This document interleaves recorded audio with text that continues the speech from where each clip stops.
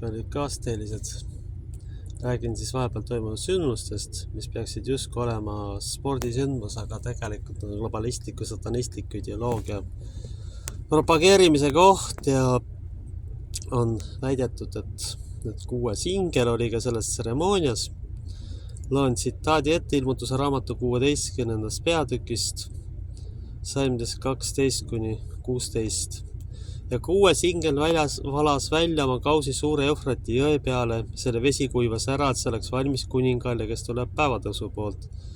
Ja ma nägin lohe suust ja metsalise suust ja valeprohveti suust väljuvad 3 rüvedat vaimu otsagu konnad. Need on nimelt kuradite tunnustähti tegevad vaimud, kes lähevad välja kõigi ilmama kuningate juurde neid koguma sõtta kõigeväelise Jumala suureks päevaks. Vaata, ma tulen kui varas, õnnis on see, kes vallab ja hoiab oma riided, et ta ei käiks alasti ei nähtaks tema häbi. Ja need kogused on kokku ühte paika, mida heebrea keeles kutsutakse Armageddoniks. Tähendab, mida siis globalistid öelda tahavad selle ühe sümboliga, neil on ilmselge plaan mingisugune suurema sorti hävitustöö korraldada. Sest see, kes veel mäletab 2012. aasta olümpiamänge, siis seal oli antud märki süstaldaja surmaga. Praegu siis anti märku, ütleme otse välja, satanistlike väärtuste kultiveerimisega, armulauva pea peale pööramisega ja pluss siis surmasümboliga, et umbes, et need, kes sellega kaasa ei lähe, me hakkame teid likvideerima.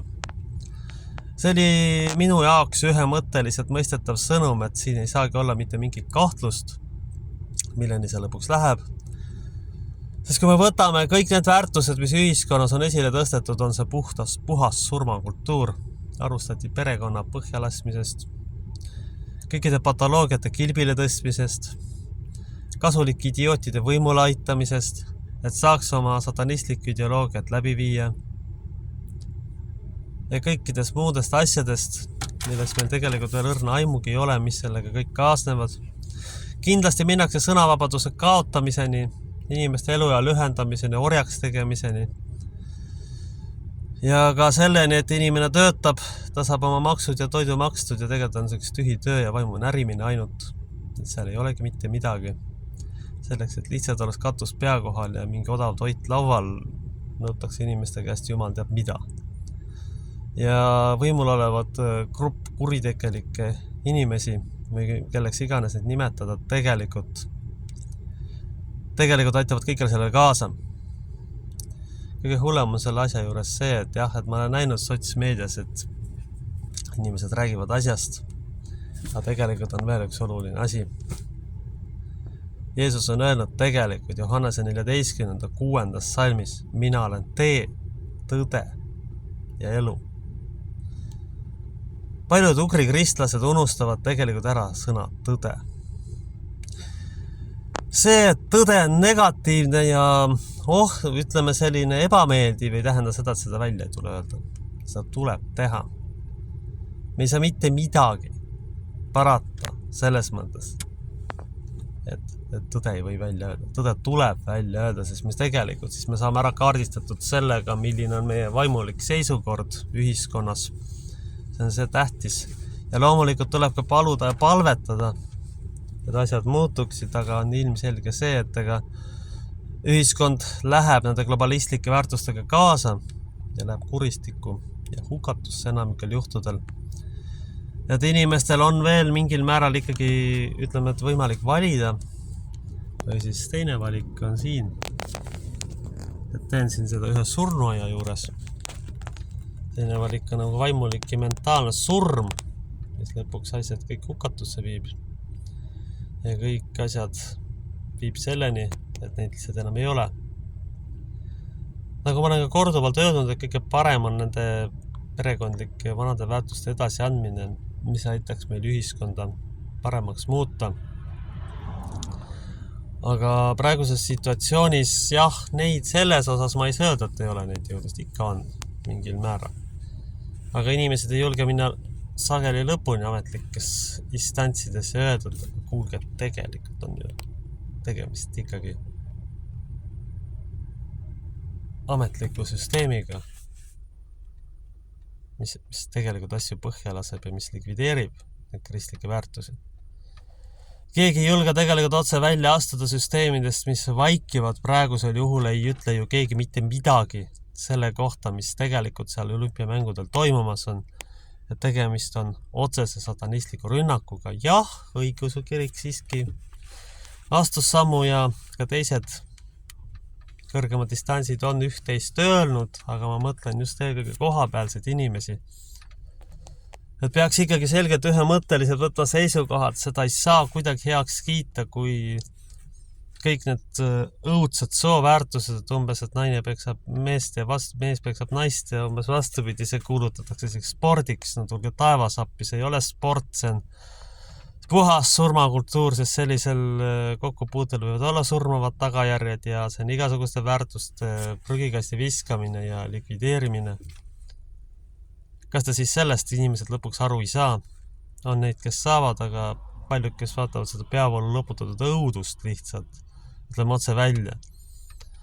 Ei mõistagi tegelikult, millega tegemist on, sest paljude inimeste jaoks on see normaalsus. Tegelikult on tegemist puhta satanismiga, mitte enam spordivõistlustega.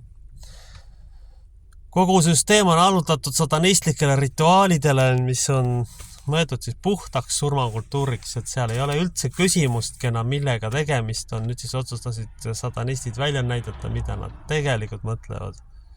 Milleni nad tegelikult lähevad ja milliseid väärtusi nad tegelikult edasi anda tahavad ja millist ühiskonda nad ootavad.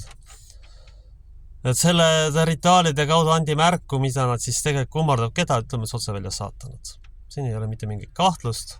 See grupp, kes selle võimul on ja kes neid positsioone püüab, see on ilmselgelt ühemõtteliselt satanistliku suunitlusel. Orjatöö, ebanormaalsed väärtused, perekonna põhjalaskmine, nälg, viletsus, kõik see tegelikult viib lõpuks hävinguni ja selle konkreetse rassi või rahvuse kadumiseni. Seda on ajaloos varemgi olnud, aga probleem on lihtsalt selles, et inimesed ei ole seda läbi ammustanud. Paistab, et ka praegu on olukord selline, et seda siiski ei tehta. Et enamik inimesi läheb kahjuks sellega kaasa. Analüüsimata, arusaamata üldse, mis tegelikult selle tagajärg lõpuks on. Kas me tahamegi siis surmakultuurist koormatud ja vaevatud ühiskonda, kus tegelikult ei olegi tulevikku millegi normaalsel, millegi aktsepteeritaval. Ei kindlasti loomulikult mitte, aga globalistliku terrorismi ja meediamanipulatsiooniga pannakse inimesed uskuma, et see kõik on normaalne, mida me inimesed seal nägid sendel tseremooniatel. Sest tegelikult globalistid annavad alati signaali, mis neil plaanis teha on ja praegusel juhul siis paistab seda, et tulevad repressioonid kristlaste vastu hoopis, kui me seda tseremooniat vaatame. Sest kui 2012 oli süstla ja surmakultuur, mis siis olid ka läbi viidi, inimesed pandi masiliselt miljonite kaupa tegelikult süstadega surema ja need suremisprotsessid ikkagi jätkuvad. Siis tõenäoliselt globalistlikud ideoloogid plaanivad neid inimesi, kes ikkagi veel konservatiivsetest ja perekondlikest väärtustest lugu peavad hakata likvideerima ja represseerima ja kogu ühiskonna siis täis viia oma surmakultuuri ja loomuvastast patoloogilist õudust, mille kohta ei olegi mul mitte midagi normaalset öelda. Ja arvata nüüd, et selles peaks vait olema, ei, selleks ei tohi lausa vait olla, sellepärast, et siis me astuksime otseselt juba Kristuse vastu. Kujutame ette, kui Kristus oleks tänapäeva maailmas, vaevalt, et ta vait oleks. Vaevalt, et ta jätaks ütlemata selle, mis ta tegelikult arvab. Ei, seda ta kindlasti ei teeks. Sellepärast, et siis ta astuks otseselt oma isa vastu, kes ei ole vale isa, vaid kes on tõe isa. Ja sellest tuleks ometi hakata aru saama ükskord. Mitte tegeleda sellega, et me ei saa midagi, me saame ja me peamegi midagi ütlema. Me ei saa enam vait olla, sest see, mis nüüd järgnema hakkab. Kuidas kõik vihakõne seadused ja kuidas need lõpuks väga kiiresti vastu võetakse, kuidas lõpuks inimestel tuleb võib-olla istudagi sisulises järjekordses isolatsioonis, kui nad selle globalistliku terrorismi ja loomuvastase õudustega lihtsalt kaasa ei lähe. See on see. Kõige lihtsamad loomupärased sooidentiteedi väärtused, kõige lihtsamad loomupärased perekonnamudelid, mis nagu peaksid töötama, mis tegelikult töötavadki, kui globalistid oma ahnete ja rumalate väärtustega sinna vahele ei segaks. Kõik need on tegelikult põhja lastud. Noortel inimestel on tehtud peaaegu võimatuks normaalsel viisil perekonda saada normaalsel ajal. See on võimatuks tehtud. Ugri kultuur on läinud paberi kummardamisega nii kaugel, et see on juba absurdiks muutunud, kus ühesõnaga need tüübid, kes on omandanud näiteks paberi, kellel on absoluutselt talenti nende ametite peale. No tulge taevas appi, siis te arvate, et see ühiskond töötab. No ei tööta. See on lihtsalt üks säästu Etioopia siin, mis on külm ja kõrgete maksudega ja tõenäoliselt me olemegi juba Euroopa kõige vaesem riik hoopis. Siin ei ole mitte mingit kahtlust, kui me arvestame hinnataseme ja palgasuhet, siis on konkurentsitult kindlasti kõige vaesem Euroopa riik. See suht väike grupp inimesi, kes hästi elab, see ei tajugi seda, mis juba juhtunud on, sest ega tavaline inimene oma nina otsast ju kaugemale ei näe tegelikult kahjuks, kas me tahame seda või mitte. See on see asi, mida me peame arvestama ja mida me tegelikult peame meeles pidama. Me ei saa seda unustada, mis praegu toimumas on ja seda enam on meil vaja paluda ja palvetada ja neid väärtusi edasi viia, et inimesed saaksid esiteks normaalse identiteedid, inimesed saaksid talendipõhise ühiskonna, mitte niimoodi, et me lõpuks elamegi sellises globalistlikus segaduses ja õuduses. Me ei saa seda endale mitte mingil juhul lubada. Meil ei ole lihtsalt enam aega, võimalusi ja ressursse selle üle elamiseks. See aeg on möödas. Kui praegu mingi kardinaalset muutust tagasi vanade väärtuste juurde, kus inimene on ikka mees ja naine, ei toimu, siis sellel rahval lihtsalt tulevikku ei ole. Lisaks veel kõik need maksutõusud ja transpordi raskendamine meie kliimas muutub elu siin maapealseks põrguks varsti. Seda muidugi globalistlik taotlevad, et siis saabki oma haigeid väärtusi igal pool kultiveerida ja rahvaarvu vähendada ja inimesi viia olukordadesse, kus nad kas siis surnuks joovad või lihtsalt mingi olematu raha eest kuskilt tiksuvad, kui nad nende asjadega kaasa ei lähe. Sellist ühiskonda tahetakse luua tegelikult, sest 6. hobune on ikkagi surmahobune tegelikult, kui nüüd päris ausalt välja öelda, kui me seda kirja kohta siin vaatame. Ja siin ongi need vale prohveti vaimud, mille me siis rääkisime, tegelikult olid need olümpiamängudele ikkagi välja toodud. Ja see on otse satanistlik rituaal, selles ei ole mitte mingit kahtlust. See ei ole enam spordivõistlus, see on satanistlik ideoloogia kultiveerimine, kus sport on tegelikult ainult taustaks. Kui sportlaste elutingimused on muudetud õuduseks täielikult. No kuulge, papp voodi peal magamine, no ma ei tea, mis asi see on juba koonduslaagri moodi asi natuke. Kas sellel on oma ideoloogiline sõnum?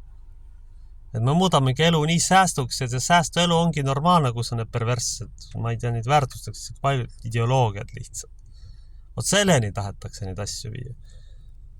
Ja ma nägin lohe suust ja valeprohveti suust väljuvad 3 rüvedat vaimu otse kui konnad ja üks neist on kindlasti sooidentiteedi hävitamise vaim. Seda võiks otse siit välja öelda. See on see, mida me peame arvestama ja mõtlema. Vaadake, kallid inimesed. Ega siis nad ei jäta oma tegevust. Seda enam peame meie kokku hoidma ja neid väärtusi edasi andma. Aga me peame ka tegelikult arvestama sellega, et ega inimesed ikkagi pidage meeles, et ärge siis ikkagi jumala eest viigenema ressursse sinna, kus te abi ei saa, et see on absurd täiesti. Inimene abi ei saa ja maksab jumal teab mis summasid, jumal teab kellele, kes temast tegelikult suurt mitte midagi ei teadagi taha. See on haige ugrisadomasohhism tegelikult, ütleme otse välja. Otseselt peate sinna andma, kus saate abi. Nii et ise mõttega läbi, kus te siis saate ja kus te siis ei saa. Et arvata seda, et asjad on, et mitteametlikud inimesed peavad asju tasuta tegema, no ei, see ka ei ole ikkagi normaalne. See on ka ikkagi absurdilähedane seisud. No tulge taevas appi, milleni te siis olete läinud. On ka neid, kes on ikkagi asju nagu ajanud ja ikkagi ressursse toonud, aga neid on siiski vähe. Teinekord on situatsioonides selline, et tulebki lihtsalt lahkuda, sellepärast, et ega saatan ei lase oma territooriumil väga pikalt toimetada. Ja ikkagi nagu jätkuvalt ütlen ikkagi, et tuleb leida mingid variandid, millega siis edasi minna. Sest see on selge, et siinsed, kui me seda kirja kohta vaatame, et saatan on maa peale sisuliselt juba lahti päästetud ja varsti hakkab oma absurdseid ja hävitavaid tegusid tegema. Nii et armuaeg on juba kindlasti sisuliselt nii või teisiti möödas, et meil tulebki nüüd valikud ja valikute aeg, kauaks sedagi on, et eks seda on ikkagi olnud. Ja meil tuleb nüüd arvestada sellega, et see võib iga hetk tegelikult ära lõppeda. Ja võib juhtuda see, et meil ei olegi varsti enam midagi valida. Et ongi kõik, mida me siis valime.